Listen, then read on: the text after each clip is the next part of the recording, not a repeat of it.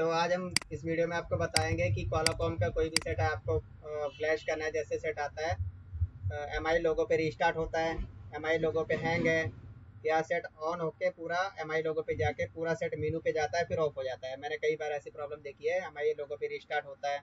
तो फर्स्ट तो पहले आप इसको फ्लैशिंग करेंगे। अगर फ्लैशिंग करने से प्रॉब्लम नहीं सॉल्व होती है तो उसका एमएमसी जो होता है उसका हेल्थ रिपेयर करना पड़ता है। एस्कैनिक्स या सैमसंग जो भी है, आज से 5-6 साल पुराने जितने भी मॉडल है उसमें एमएमसी हेल्थ बैड हो जाती है तो रिस्टार्ट प्रॉब्लम, हैंग ऑन लोगो, और अब मान के चलिए एम आई लोगो आता है पूरा सेट ऑन होके ऑफ हो जाता है, ऐसी प्रॉब्लम आती हैं। तो अभी मेरे पास आया है, मान लीजिए Redmi 7A आया है, ठीक है। तो ये आया है रिस्टार्ट प्रॉब्लम में, तो इसको हम अभी फ्लैशिंग करेंगे। फर्स्ट इसको सॉफ्टवेयर करेंगे। तो अभी मैंने कई 7A जो है उसको फ्लैश किया है, प्रॉब्लम सॉल्व नहीं हुआ था। एमएमसी हेल्थ उसका एमएमसी हेल्थ उसका रिपेयर किया था मैंने, तभी उसका प्रॉब्लम सॉल्व हुआ है। लेकिन इस वीडियो में आपको मैं बताऊंगा कैसे इसको सॉफ्टवेयर किया जाता है। तो देखिए, सबसे पहले तो हमारे पास 7A रेडमी का सेट है। उसमें अभी मुझे फाइल की ज़रूरत पड़ेगी। फाइल इसमें ग्लोबल फाइल चढ़ानी, ठीक है। फ्लैश फाइल जो होती है उसकी ग्लोबल फाइल होती है।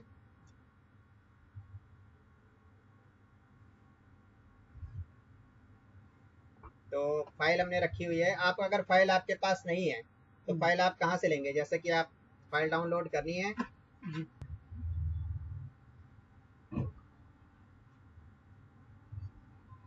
फाइल डाउनलोड करनी है जैसे आपने, तो अभी हम, आपके पास मान लीजिए फाइल नहीं है, आपके पास सेट कोई फ्लैशिंग के लिए आ गया, तो यहाँ डायरेक्टली हम पहले गूगल खोलेंगे अपना, और गूगल पे जाने के बाद देखिए मैंने अभी साइट ले रखी है, गिव मी रोम आईडी ले रखी है, उस पर सारी फाइल हमें मिल जाती हैं जो कि रजिस्टर्ड आईडी है। तो अभी मान लीजिए आपके पास कोई नहीं है, तो आप सीधा लिखेंगे Redmi 7A flash file, okay. आ गया, यहाँ पे हम क्लिक किए और ये देखिए repairmymobile.com, ये इसकी जो साइट है इस पर फ्री फाइल है जी। तो हम यहाँ पे क्लिक कर देंगे। MIUI 12 वर्जन इसका लेटेस्ट चल रहा है, तो इस पर जाकर फाइल यहाँ से डाउनलोड कर सकते हैं। ये देखिए इतने वर्जन इसके फाइल के, ठीक है। तो हमें लेटेस्ट फाइल यूज़ करनी है, ठीक है। कई बार क्या होता है, पुराना वर्जन होता है, कस्टमर अपडेट नहीं करता है फ़ोन या सॉफ्टवेयर नहीं करवाता है, तो ओल्ड वर्जन की वजह से भी फ़ोन आपका रिस्टार्ट, हैंग ऑन लोगो ऐसी प्रॉब्लम करता है। तो अभी ये हमें लेटेस्ट फाइल इसका जो डाउनलोड करना है। इस पर इसका मॉडल जो अपडेट कंपनी ने बंद कर दिया है, लास्ट 12.5.0 5.10 पे स्टॉप कर दिया। तो यहाँ पे हम इस पर क्लिक करेंगे, ठीक है। और ये फाइल, अब यहाँ पे फाइल आपका मीडिया फायर शो कर रहा है, यहाँ पे चली गई। और यहाँ से हम डाउनलोड पे क्लिक कर देते हैं। देखिए यहाँ पे आपकी फाइल जो है ये डाउनलोडिंग स्टार्ट हो गई, ठीक। तो अभी इसको हम डाउनलोड होने देते हैं, कंप्लीट हो जाए। फिलहाल हम अब चलते हैं हमारे हार्ड डिस्क में। मैंने फाइल ऑलरेडी इसकी डाउनलोड करके रखी हुई है, काफ़ी ओल्ड मॉडल हो चुका है तो फाइल की ज़रूरत पड़ती रहती है, इसलिए मैंने पहले कर रखी है। ये हमारी हार्ड डिस्क है। मैंने यहाँ पे रेडमी का फोल्डर खोल लिया है और हम यहाँ से ऑफिशियल फर्मवेयर पे गए और यहाँ पे देखिए Redmi 7A का जो हमारा सेट है, ये हमारी Redmi 7A की फाइल है। तो ये 12 वर्जन है, ये 11 वर्जन, तो हमें अभी लेटेस्ट वाला जो इसका वर्जन है। अब देखिए ये फाइल यहाँ पे, ये आपको सीखना है कि ये कौन सा फोल्डर है। इसको कहते हैं रार फाइल। इसमें क्या होता है, रार फाइल में जैसे आपकी फाइल 1.5 GB की है तो 4 GB की फाइल या 3 GB की है, तो ये रार फाइल के अंदर इसको एक्सट्रैक्ट करने से ये 1.5 GB की फाइल बन जाती है आपकी। तो आपकी स्पेस कम लेगा ये, पीसी में आप रख सकते हो, हार्ड डिस्क में, तो आपकी स्पेस कम लेगा ये जी। तो अभी ये रार फाइल है, इसको हम फोल्डर में कन्वर्ट करेंगे। इसको फाइल को रार फाइल से बाहर निकालेंगे। जो हमारी फ्लैश फाइल है, ग्लोबल फाइल, उसको बाहर निकालना है तो कैसे करेंगे? फाइल पे गए, ऑप्शन, उसके बाद यहाँ पे एक्सट्रैक्ट फाइल लिखा हुआ है, ठीक है जी। एक्सट्रैक्ट फाइल पे जब आप क्लिक करेंगे तो आपको एक पेज खुल के आएगा। उस पेज पे आपको लिखा आएगा कि आप फाइल कहाँ से रख, जैसे आप यहाँ पे ओके कर देते हैं तो यहीं पे आपका फोल्डर बन जाएगा, इसी फोल्डर में। और आप इसको फाइल को डेस्कटॉप पे रखना चाहते हैं तो हमने डेस्कटॉप सेलेक्ट कर दिया और न्यू फोल्डर सेलेक्ट कर दिया। फिर यहाँ से आप ओके कर दीजिए जी। अब आप वेट करिए, जो आपकी फाइल है ये ग्लोबल फाइल, ये डेस्कटॉप पे जाके एक फोल्डर बना लेगी अपना। इसको मैंने मिनिमाइज किया, ये फोल्डर देखिए, इसका पाइन जो है ये फाइल का नाम है, ठीक है। और इसका ग्लोबल फाइल इसको बोलते हैं पाइन इन ग्लोबल, ठीक है। ग्लोबल फाइल इस पे राइट हो रही है जी। ग्लोबल फाइल से क्या होता है कि आप ग्लोबल फाइल अगर सेट में पड़ी है तो आप किसी भी कंट्री में लेके जाइए, आपका सेट चलेगा। और इंडियन फाइल आप सिर्फ राइट करते हैं तो इंडिया में वर्क करेगा जी। तो अभी हमारी ग्लोबल फाइल जो है, ये हमारा फोल्डर जो है एक्सट्रैक्ट हो जाए, उसके बाद कैसे इसको फ्लैशिंग करनी है वो आपको बता रहा हूँ। थोड़ा सा समय लगेगा क्योंकि ये फाइल हमारी इस तरह रार फाइल जब थी तो ये 1.5 GB, और इस तरह आपकी एक्सट्रैक्ट होने के बाद 3 2.5 GB 3 GB ऐसे शो करेगा। तो ये क्वालाकॉम का हमारा CPU लगा हुआ है इसमें। जी। तो इसको फ्लैशिंग के लिए हमें टूल चाहिए। आपके पास जो भी क्वालाकॉम का टूल है, आजकल अनलॉक टूल चल रहा है, UMT प्रो चल रहा है, तो अभी मैं आपको UMT प्रो जो उसका टूल है उस पर फ्लैशिंग करके दिखाऊंगा। तो अभी हमारी ये फाइल जो हमारी ये एक्सट्रैक्ट हो रही है, ठीक है। और अभी देखिए यहाँ पे कोई हमारा CPU का पोर्ट नहीं शो कर रहा है। तो अब हम टूल खोलेंगे, हमारे पास टूल है इसका QC फायर, जो इसका अल्टीमेट QC फायर टूल है UMT प्रो का, ये सिर्फ स्पेशली क्वालाकॉम CPU के लिए है, ठीक है। तो जी। अभी हमने टूल पे क्लिक कर दिया है, टूल ओपन हो जाए फिर आपको फ्लैश करके दिखाते हैं। और फ्लैशिंग कैसे करना है ध्यान से देखना स्टेप बाय स्टेप, तभी आपको समझ में आएगा। जी।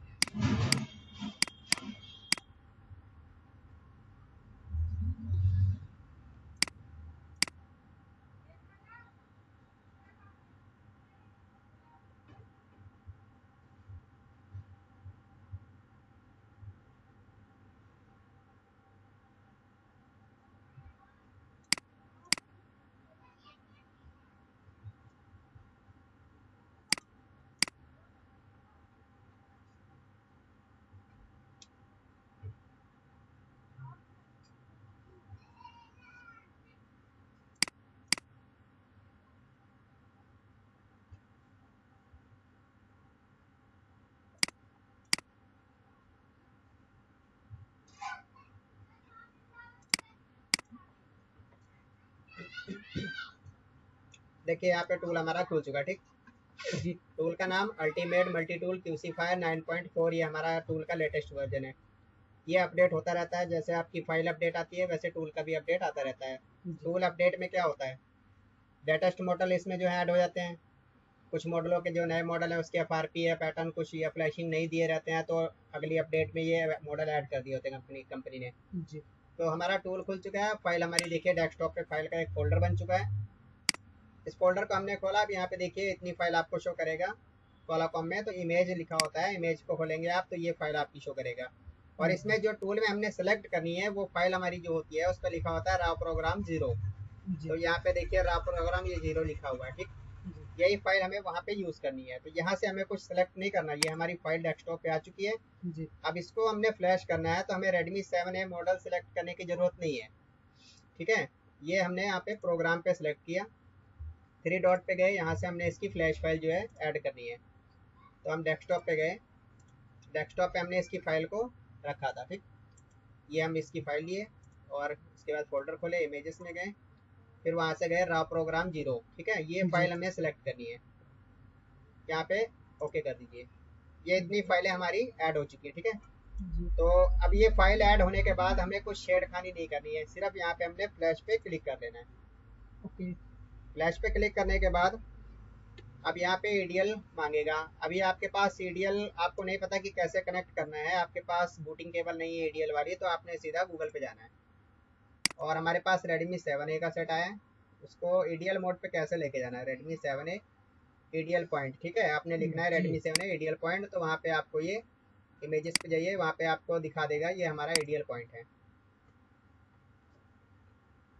EDL पॉइंट है। जी। तो हम पहले सबसे पहले सेट में USB लगा देंगे, मोबाइल को ऑफ कंडीशन में सेट को ऑफ करके USB केबल लगाना है, और उसके बाद यहाँ पे देखिए मांग रहा है EDL केबल, आप कह रहा है कनेक्ट करके USB लगाइए। जी। तो हमने अब बैटरी लगा दिया सेट में, सेट ऑफ है। और EDL पॉइंट का जो टेस्ट पॉइंट होता है दोनों, हमने उसको शॉर्ट कर दिया है। उसके बाद हम USB लगा दे रहे हैं। जी। हमने USB लगाया और यहाँ पे देखिए आप सेट कनेक्ट हो गया, यहाँ पे कनेक्टिंग टू फोन लिख गया, ठीक है। जी। और अब यहाँ पे देख लीजिए क्वालाकॉम 9008 का पोर्ट भी बन चुका है। ये हमारा CPU है, ये हमारा CPU है। 9008 पोर्ट जो है ये आपका फ्लैशिंग या अनलॉकिंग कुछ भी EDL आपका कनेक्ट होगा तो 9008 पोर्ट ही शो करेगा।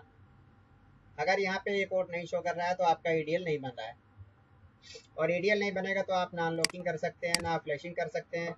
तो अभी मैंने इसकी फ्लैशिंग लगा दी है, हमारा सॉफ्टवेयर हो रहा है। जैसे सेट आपका रिस्टार्ट हो रहा था, हैंग ऑन लोगो पे था, कोई भी सेट आपके पास आता है, हैंग ऑन लोगो है, रीस्टार्ट है, चलते चलते बंद हो जा रहा है, सबसे पहले आप उसको इसी तरह फ्लैश करिए। इस तरह आप सॉफ्टवेयर कर लेंगे। सॉफ्टवेयर करने के बाद अगर सेम प्रॉब्लम करता है, तो आपने अगर लेटेस्ट फाइल डाल दी है, जी सेम प्रॉब्लम कर रहा है, तो जहाँ से फाइल आपने डाउनलोड की थी वो साइट छोड़ के आप दूसरी साइट से डाउनलोड करिए एक बार फाइल, जी टेस्टेड फाइल, क्या पता वो फाइल खराब हो। ठीक है, डायरेक्ट आप आईसी पे काम ना करिए, पहले फाइल आप फिर से डाउनलोड करिए, कोई भी साइट से करिए, और उसके बाद जब आपको फाइल दूसरी भी डालने के बाद यही सेम प्रॉब्लम कर रहा है, फिर आप उसकी एमएमसी पे काम करिए, उसका एमएमसी निकाल दीजिए। और एमएमसी निकालने के बाद उसका हेल्थ आप जीटेक प्लस या यूएफआई जो भी बॉक्स आपके पास है उस पर उसका हेल्थ चेक करेंगे, फिर उसको रिपेयर करेंगे। और ये वीडियो में आपके अगली वीडियो में आपको बताएंगे कैसे इसका हेल्थ रिपेयर एमएमसी का किया जाता है। ठीक है, कौन सी एमएमसी का हेल्थ रिपेयर होता है, कौन सी एमएमसी का नहीं होता है, जी और कितनी हेल्थ उसकी होनी चाहिए। तो अभी मैं इस वीडियो में आपको सिर्फ उसका फ्लैशिंग करना बता रहा हूँ, और हेल्थ रिपेयर कैसे करना है वो आपको मैं कॉपी पे भी लिखा दूंगा और उस पर समझा भी दूंगा। ठीक है। जी तो अभी हमारा ये फ्लैशिंग चल रहा है, टाइम लगेगा 4 से 5 मिनट का समय लगता है, इसको वेट करना होगा फ्लैशिंग के लिए। और अभी कोई भी सेट आपके पास फ्लैशिंग के लिए आता है तो फ्लैश करने के बाद नेचुरल है कि उस पर एफआरपी और पैटर्न लॉक जरूर लगा होता है। जी तो अभी इसमें क्या है, इस टूल में पहले था कि आपको फ्लैशिंग के बाद खोलना पड़ता था एफआरपी वगैरह। अब क्या हो, इसमें अपडेट में क्या हो चुका है, यहाँ पे देखिए लिखा हुआ है reset FRP after flash. Okay, जी तो अगर आपका जो पैटर्न लगा हुआ है तो वो फ्लैशिंग पे तो हट ही जाएगा, फ्लैशिंग से पैटर्न हट जाएगा। और अब इसमें कंपनी ने टूल इसमें ऐड कर दिया है रीसेट एफआरपी आफ्टर फ्लैश। जी फ्लैश के बाद टिक लगा हुआ है, एफआरपी ऑटोमेटिक हट जाएगी, जी एफआरपी ऑटोमेटिक हट जाएगी। अगर आप कस्टमर से एफआरपी का पैसा अलग से लेना चाहते हैं तो यहाँ से अनटिक कर दीजिए, अनटिक करके फ्लैश कर दीजिए, उसका जो एफआरपी लॉक लगा तो फिर से मांगेगा, तो हमें डबल मेहनत पड़ जाएगी, डबल पैसा, लेकिन क्या फ़ायदा। तो हमें यहाँ पे टिक लगे रहने देना है, उसके बाद सीधा एफआरपी फ्लैशिंग के साथ ही आपका हो जाएगा। जी तो अभी वेट करिए, आपको फ्लैश डन हो जाए फिर दिखा रहे हैं एफआरपी कैसे खोला जाता है। इसी कोई दूसरा मॉडल आ जाएगा तो अभी आपको बता रहे हैं कैसे खोलना है। और फ्लैशिंग जब आपका सेट लगा हो तो सेट को डाटा केबल कुछ आपने हिलाना डुलाना नहीं है, नहीं तो बीच में आपकी फाइल रुक जाएगी तो सेट आपका डेड हो जाएगा। जी और डेड हो गया तो फ्लैशिंग से ऑन तो हो जाएगा, लेकिन अगर उसका एमटी के सेट में क्या होता है, कई बार प्रीलोडर उसका करप्ट हो जाता है, डेड हो जाता है, तो फिर वो एमएमसी बिना निकाले उसको आप ऑन नहीं कर सकते हो, फिर उसका प्रीलोडर राइट करना पड़ेगा। जी तो इसीलिए आप यूएसबी ना उसमें हिलने दें तो ज़्यादा अच्छा है। अब इसको फ्लैश होने दें। ओके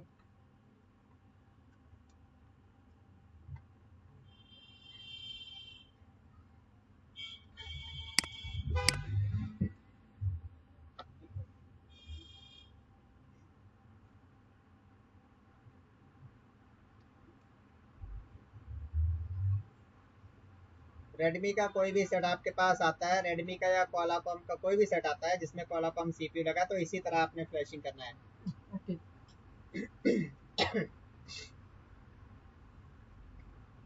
और सबसे अच्छा और इजी बॉक्स आपका यही है, अल्टीमेट आपका यूएमटी प्रो। और तो मार्केट में बहुत सारे टूल हैं जो भी आप यूज़ कर सकते हैं, जो आपका सस्ता अच्छा जो भी आपको बेस्ट लगे वो आप यूज़ कर सकते हैं। जी सर तो अभी फ्लैशिंग हमारी कंप्लीट होने वाली है, थोड़ा वेट करेंगे, सिस्टम फाइल हमारी राइट हो रही है।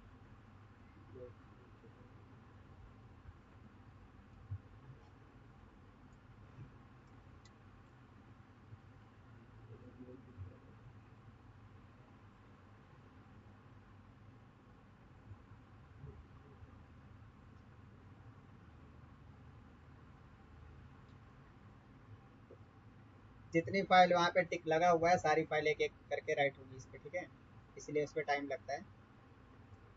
और जी टेक से आजकल के जो 128 GB की मेमोरी हो गई, 256 GB, उसमें तो आप फ्लैशिंग करते हैं जी टेक वगैरह से मेमोरी निकाल के, या अनलॉक टूल से जिसमें सपोर्ट है, तो उसमें तो काफ़ी टाइम ले लेता है। ये तो पहले के मॉडल इसलिए थोड़ा जल्दी हो जाता है।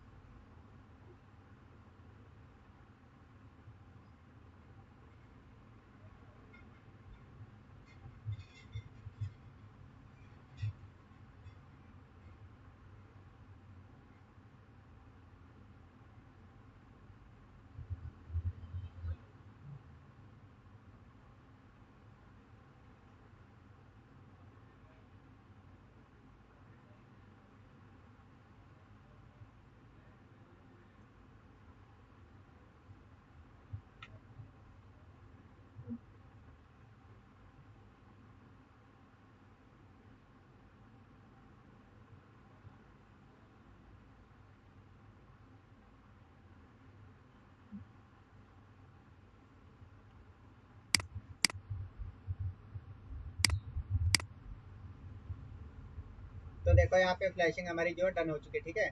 जी रीडिंग पार्टीशन टेबल ओके, और रिसेटिंग एफआरपी लॉक डन, और रिसेटिंग डिवाइस डन, ठीक है। इसमें आपका पैटर्न, एफआरपी और फ्लैशिंग सारा कुछ डन हो चुका है। और यहाँ पे अगर आपको कोई चीज़ सारा डन दिखा रहा, कुछ फेल्ड होता, तो समझो आपकी वो फाइल मिसिंग हो चुकी है, नहीं चली है, वो फाइल आपकी खराब थी, ठीक है। जी या तो आपका कई सारे एरर आ रहे हैं, डन की जगह फेल्ड फेल्ड आ रहा है, तो आपके एमएमसी में प्रॉब्लम हो सकती है। जी तो अभी यहाँ पे देखिए कोई भी एरर नहीं आया, सब डन है, ठीक है। तो हम अब इसको, सेट हमारा ऑन हो चुका है, ठीक है। ऑन होने के बाद अब ये पूरा आगे बढ़ जाएगा। तो यहाँ पे देखिए फ्लैशिंग, अगर ये फ्लैशिंग करने के बाद आगे ना बढ़ता तो इसके एमएमसी पे काम करना पड़ता, ठीक है। जी तो समझ में आ गया आप लोगों को कि नहीं? जी